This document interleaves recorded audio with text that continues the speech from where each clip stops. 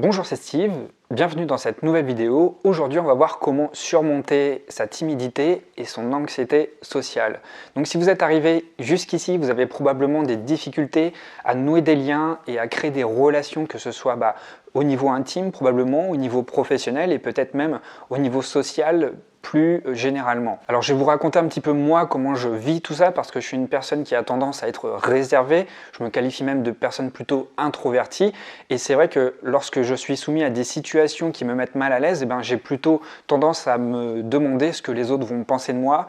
J'ai l'impression parfois de paraître stupide lorsque je n'arrive pas à socialiser comme je le veux. Ça tombe bien parce que je trouve que je suis plutôt bien placé pour en parler parce que j'ai une tendance à être plutôt timide et ça me pose souvent problème, notamment lorsque je dois demander une direction, lorsque je dois porter ma voix assez fort dans une salle où il y a beaucoup de personnes, lorsque j'ai même un conseil à demander à un ami. C'est vrai qu'on vit des moments pas faciles. Alors qu'est-ce qui se passe quand on vit des moments comme ça?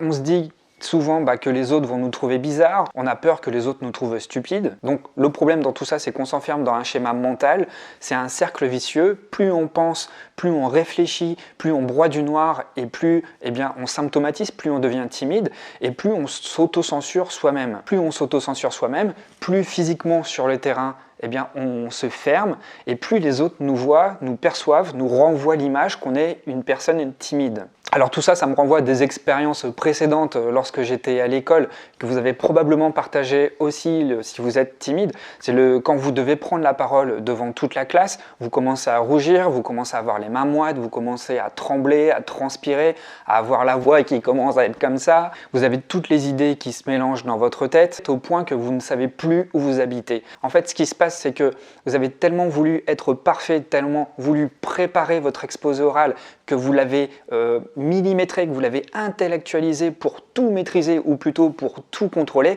Et en fait, la présence qui était là, c'était pas vous, c'était le contenu que vous avez appris. Mais face à la pression physique, qu'est-ce qui se passe? Vous perdez complètement vos moyens au point que toutes les informations se mélangent. Et du coup, le fait de perdre les moyens, de perdre le contrôle total, physiquement, ça transparaît et vous n'êtes ni bien physiquement, ni bien psychologiquement. Vous le voyez, les autres le sentent et vous voyez que les autres le sentent et c'est un cercle vicieux, ça devient infernal en fait. Donc je suis vraiment bien placé pour comprendre ce que vous ressentez si vous souffrez de la timidité parce qu'on se sent dévalorisé, on se sent inférieur aux autres et puis aussi on devient une cible parce que en fait lorsqu'on est timide, les gens se servent de cible pour réaugmenter leur statut social tout en profitant de nous rabaisser juste par effet de comparaison. Donc on devient vraiment une proie. Et voilà, le problème par rapport à tout ça, c'est qu'on se compare aux autres et on pense que par rapport aux autres qui sont plus extravertis que nous, il nous manque quelque chose. Mais ça, c'est complètement faux. Je vais essayer de vous prouver le contraire. Donc, si vous vous reconnaissez dans tout ce que je viens vous dire, restez bien jusqu'au bout de la vidéo où je vais vous donner deux conseils très forts qui vont pouvoir vous apporter du soutien et à mieux composer avec votre timidité. Alors, avant de vous partager ces deux conseils, sachez que je viens de mettre en place une nouvelle formation qui s'appelle 14 techniques pour vaincre la timidité et développer des relations épanouissantes. Comme son titre l'indique, ce sont 14 techniques qui vont vous aider à développer une meilleure aisance sociale et être à l'aise dans n'importe quelle condition. La formation se présente sous forme de podcast. Donc vous en avez 14 à écouter et ces 14 techniques, ce sont 14 conseils que vous allez pouvoir appliquer dans 14 milieux différents. Maintenant, on va passer au premier conseil. Donc le premier conseil consiste à ne pas s'identifier à sa timidité. Comprenez bien que la timidité n'est pas votre identité. Vous êtes une personne bien plus complexe. On ne peut pas se résumer à un trait de caractère. Vous avez d'autres facettes chez vous qui sont certes endormies, mais vous avez forcément des facettes plus joyeuses, des facettes qui ont envie de partager des moments, des facettes qui ont envie de faire la fête par exemple, des facettes qui ont envie de socialiser, de partager des choses, des envies, des connaissances, des loisirs, des passions. Et le fait d'être timide, c'est le résultat de multiples expériences qui ont cristallisé en vous la croyance que vous êtes timide. Donc c'est normal, c'est humain. Lorsqu'on apprend à socialiser quand on est petit, on apprend à adopter les rôles issus des expériences que l'on vit et issus de l'image que les autres nous donnent. Donc si on joue la carte du timide, assez fréquemment et qu'on prend l'habitude d'être dans ce rôle de personne timide, eh bien forcément les personnes autour de nous vont nous renvoyer par effet de miroir eh bien cette image que nous sommes timides. Alors lorsqu'on nous renvoie ça, évidemment ça renforce la croyance que nous sommes des personnes timides et on rentre dans une sorte de cercle vicieux où en fait on va toujours jouer la carte du timide, les autres vont valider qu'on est timide et ça va nous renvoyer eh bien évidemment l'image qu'on est solidement timide. Mais il faut réaliser que votre identité est plus vaste, comme je vous l'ai dit, on a plusieurs facettes. Vous ne pouvez pas vous résumer à un trait de caractère. Vous ne pouvez pas vous dire que vous êtes uniquement une personne timide. Ce serait une hérésie de se définir uniquement par un trait de caractère. Par conséquent, si vous vous définissez comme une personne timide, évidemment, vous allez l'être. Il faut bien comprendre qu'on incarne toujours ce que l'on croit.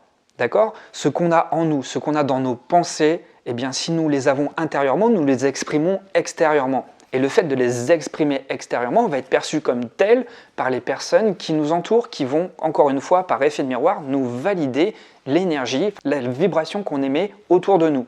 Même quand on est timide, il y a une part en chacun de nous qui a envie de socialiser, il y a une part en chacun de nous qui a envie de s'amuser, de partager des choses, de faire la fête. Donc comprenez bien que la timidité, ce n'est pas vous. C'est un état dans lequel vous êtes, c'est un état d'être. C'est une façon que vous avez d'exister, mais ce n'est pas la nature de votre personnalité. Donc dans tout ça, il faut réaliser que si on reste enfermé dans un système de croyance où on se considère comme une personne timide, eh bien évidemment, on ne va jamais sortir du schéma de la timidité. Mais ce qui est génial avec les croyances, c'est qu'elles ne sont pas immuables et qu'on peut à tout moment prendre la décision de changer son système de croyance pour avoir de nouvelles émotions, ressentir de nouvelles émotions, avec certainement plus de confiance, avec une envie d'aller partager, avec une envie d'aller passer des moments à l'extérieur. Donc si on ne prend pas la décision de les changer, ces croyances, on reste toujours enfermé dans le même schéma de pensée, ce qui fait qu'on va ressentir les mêmes émotions, ce qui fait qu'on va toujours avoir les mêmes comportements et les mêmes comportements vont générer encore un feedback qui va nous valider qu'on est timide et tout ça, ça va encore alimenter nos pensées qui vont renforcer nos émotions, qui vont encore alourdir nos comportements et etc. En fait, ça fait un cercle vicieux. Comme je vous l'ai dit tout à l'heure, notre personnalité est composée de plusieurs facettes. Il y a des facettes plus joueuses, il y a des facettes plus joyeuses, il y a des facettes qui ont envie de socialiser, il y a des facettes qui ont envie de partager.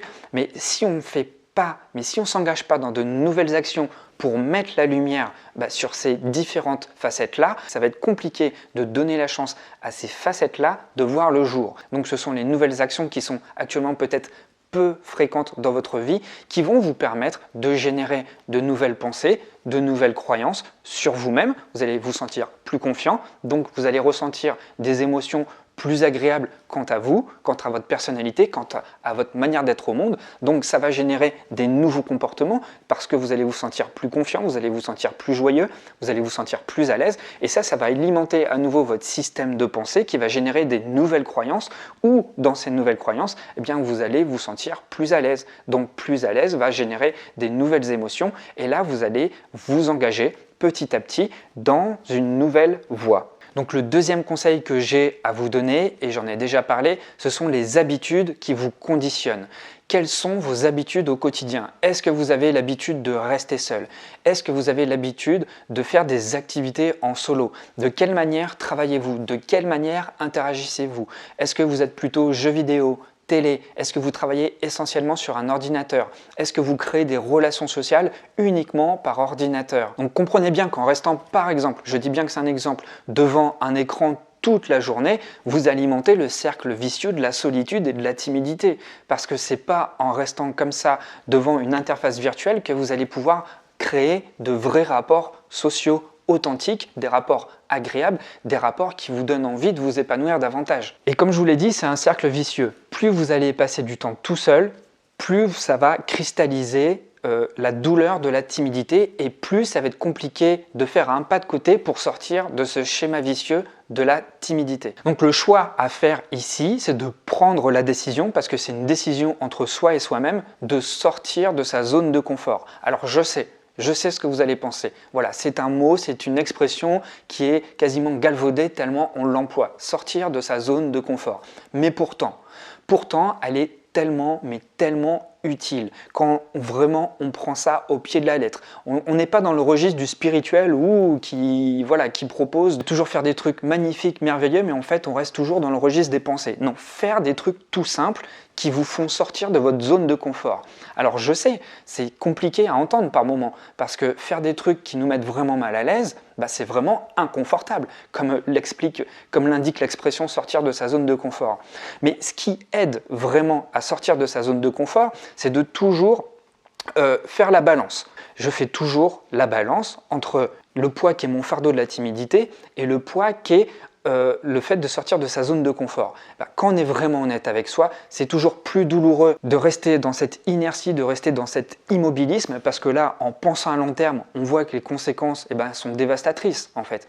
Et le fait de se dire, voilà, je vais faire une petite sortie de zone de confort, je vais faire un petit truc qui me met mal à l'aise, qui sur le court terme va certes être peut-être désagréable, mais qui sur le long terme va m'apporter de nombreuses choses. Donc faites toujours cette comparaison à chaque fois que vous avez du mal à vous décoller de votre torpeur. Réalisez vraiment à quel point le fardeau de votre timidité pèse beaucoup plus lourd que les petits défis que vous allez vous donner pour sortir de votre zone de confort et accroître petit à petit cette aisance sociale. Donc, il est très important de prendre la décision de choisir un nouveau chemin de vie. C'est un choix. Il faut être honnête avec vous. Je prends le choix de sortir de ce cercle vicieux et de vivre une vie qui est différente de celle que je vis actuellement, parce que la vie que je vis actuellement, sous le prisme de la timidité, ne me plaît pas du tout. La deuxième étape, une fois que vous avez fait votre choix, c'est de sortir de votre tête, parce que c'est bien d'intellectualiser les choses, c'est bien de penser, c'est bien de réfléchir. Il y a un moment, c'est ni dans les livres, c'est ni sur YouTube, là où vous êtes en train de me regarder, que tout va se réaliser. Je suis là pour vous inspirer, mais le fait que vous allez briser ce plafond de verre qu'est la timidité pour vous épanouir complètement, c'est en agissant, c'est en prenant la décision de justement sortir de cette zone de confort et d'aller sur le terrain, vous exercer, agrandir votre zone d'aisance sociale. Et si ça peut vous aider, moi il y a eu un déclic en fait. Il y a eu un déclic qui m'a permis de sortir de ma zone de confort facilement. Donc le premier déclic, ça a été l'effet de la balance pour toujours comprendre que mon fardeau de la timidité pèsera toujours plus lourd que les petits défis que je me lance. Mais le deuxième déclic a vraiment été le fait de développer une forme d'aisance dans l'inconfort. Prenez l'habitude de faire des sorties de zone de confort quelque chose qui vient souvent, dans lequel vous allez devenir familier avec l'inconfort. Pour cela, je vais vous donner un exemple. Jusqu'à il n'y a pas longtemps, j'étais encore professeur des écoles, jusqu'en 2018, et c'était toujours compliqué, même après 30 ans, de parler, ne serait-ce qu'en réunion, devant des collègues ou même devant des parents d'élèves. C'était toujours un sacerdoce pour moi. Pareil, les mêmes phobies que lorsque j'étais au lycée. Les mains moites, la voix qui tremble, la bouche sèche, je deviens tout rouge. Voilà, mes idées deviennent confuses, je ne sais plus où j'habite, mes idées se désordonnent complètement. En fait, je me suis dit, c'est plus possible. Tu n'es pas uniquement une personne timide. Avec tes amis proches, ça va, tu arrives à partager des idées, tu es quelqu'un d'expressif, tu as envie de socialiser. Mais il y a un moment, je me suis dit, il faut que je fasse quelque chose que je n'ai pas l'habitude de faire. Donc là, je me suis dit, quelles sont les options qui s'offrent à moi. Donc voilà, j'ai regardé dans ma ville ce qui pouvait s'offrir à moi et j'ai vu qu'il y avait des groupes de parole qui s'appellent Toastmasters. Ce n'est pas des groupes de parole, c'est des groupes de prise de parole. Alors oui, au début, c'est compliqué. Tu arrives dans un groupe, tu dois faire des minutes d'improvisation, tu dois organiser des discours et en parler devant des personnes. La première fois, c'est difficile. La deuxième fois, c'est moins difficile. La troisième fois, c'est un peu moins difficile. La quatrième fois, on te donne un petit défi pour justement te renforcer. Ça redevient difficile. Mais après, ce dont tu t'aperçois, c'est que tu deviens à l'aise avec l'inconfort. Et justement, ce groupe-là, Toastmaster, te permet de devenir familier avec l'inconfort. Parce qu'il y a des moments où tu vas devoir improviser. On tire un mot-clé comme ça au hasard et on te donne 2 minutes comme ça pour que tu parles devant une assemblée. Voilà, tu parles 2 minutes, on te sort un mot, par exemple muguet, et voilà, tu dois improviser pendant 2 minutes pleines sur le mot muguet, sans interruption. Tu dois parler, tu dois regarder tout le monde et tu dois avoir un discours constructif. Mais ça, c'est plutôt bien justement. C'est plutôt bien parce que tu te familiarises avec l'inconnu, tu te familiarises avec l'inconfort, tu te familiarises avec l'incertitude. Le fait d'avoir fait ça, ça m'a grandement aidé. Ça m'a grandement aidé dans la rue, à socialiser, avec des inconnus aussi, à faire des rencontres. Ça m'a aidé parce que j'ai quitté quitté mon travail d'enseignant et je me suis lancé dans l'événementiel. Donc j'ai commencé dans un premier temps à organiser des événements et puis un an après j'étais moi-même conférencier. Donc c'est vous dire que les choses peuvent aller super vite si on commence à ne plus avoir peur d'avoir peur. Donc à chaque fois que je fais une conférence, j'ai toujours cette peur-là de parler en public, mais ce qui a changé, c'est que je n'accepte plus d'être complètement envahi par ma peur. Donc je deviens familier avec ma peur. Je n'ai plus peur d'avoir peur. Et puis, il y a aussi le théâtre d'improvisation, si ça peut vous aider. Ça revient un petit peu à ce que j'ai expliqué sur Toastmaster, où tu dois improviser comme ça pendant quelques minutes. Voilà, le théâtre d'improvisation, avec des personnes comme ça, tu es sur scène, et puis on te donne pareil une thématique, et là, tu dois improviser. Tu dois improviser. Et c'est exactement ce qui se passe dans la vie sociale. Dans la vie sociale, il y a plein d'imprévus autour de toi, il y a plein de personnes que tu n'as pas choisi de voir, il y a plein de situations dans lesquelles tu dois interagir, il y a plein de moments où tu dois t'affirmer, et bien tout ça, c'est pas des choses qui se calculent, voilà, c'est la vie qui met ça sur ton chemin, tu dois composer avec. Et ça, tu peux composer avec si tu commences à prendre confiance en toi et surtout à réaliser que tu n'existes pas uniquement à travers le filtre de la timidité. Et quand bien même tu es une personne très timide, comme moi je peux l'être, pas tout le temps, mais par moment, eh bien j'accepte de composer avec ma timidité. Voilà, je suis une personne timide, ok, c'est comme ça. Malgré tout, ça ne m'empêche pas d'exister. Ça ne m'empêche pas d'être là et d'exister socialement et de créer des interactions. Alors je ne vais pas te mentir, ce n'est pas quelque chose qui va venir du jour au lendemain. Briser sa timidité, sortir de ce cercle vicieux et emprunter un nouveau chemin, c'est-à-dire être un pionnier de sa propre vie, créer vraiment, débroussailler une nouvelle voie, ça ne va pas se faire du jour au lendemain. C'est des choses qui vont se faire petit à petit. Mais ça commence par ça, par des petits pas. Et tu vas faire des petits pas régulièrement. Il faut toujours avoir cette conscience qu'il faut faire une gymnastique régulière de sortie de zone de confort. Et puis un jour, à force de faire des petits pas, tu vas t'apercevoir que sans que tu t'y attendes, tu vas faire un pas de géant. Il va se passer un événement dans lequel tu n'as pas le choix que d'exister en tant que toi-même et d'oublier toutes ces conneries de timidité qui viennent te brider complètement. Et là, tu as accumulé tellement de petites expériences de sortie de zone de confort que tu as suffisamment d'expérience en toi pour faire ce pas de géant. Et si vous avez peur du rejet, il ne faut pas en faire une montagne. C'est quelque chose de tout à fait humain. C'est une des pires peurs primitives que l'on a en nous parce qu'on a peur d'être exclu du clan. D'ailleurs, parler en public, c'est une des premières peurs qui vient probablement même avant la peur de mourir parce qu'on a peur d'être rejeté par le groupe. On a peur d'être rejeté par les gens qui nous regardent. Et si on exclut du groupe, eh bien, ça renvoie à une peur primitive que voilà, si on est tout seul, on ne peut pas se débrouiller tout seul, donc on ne peut pas survivre tout seul, et donc sans le groupe, on ne peut pas exister. Donc voilà, ça c'est révolu, le temps des cavernes c'est révolu, il faut apprendre à se familiariser avec le rejet.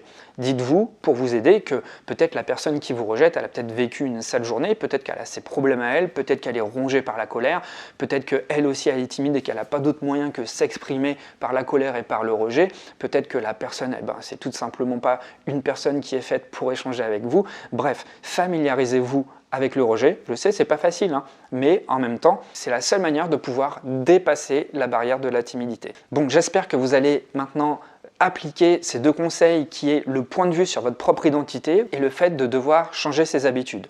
Maintenant, si vous voulez aller plus vite, si vous voulez des conseils pratiques pour aller agir directement sur le terrain, je vous propose cette formation qui va vous faire bénéficier de 14 techniques qui vont vous aider vraiment à créer des relations. Ces techniques sont vraiment infaillibles, elles sont testées et approuvées, elles sont issues de ma propre expérience, je les ai toutes testées et ça permet vraiment de faciliter les relations. Donc le lien est juste sous la vidéo, vous avez juste à cliquer sur le lien pour voir si ça vous intéresse et si ça vous correspond.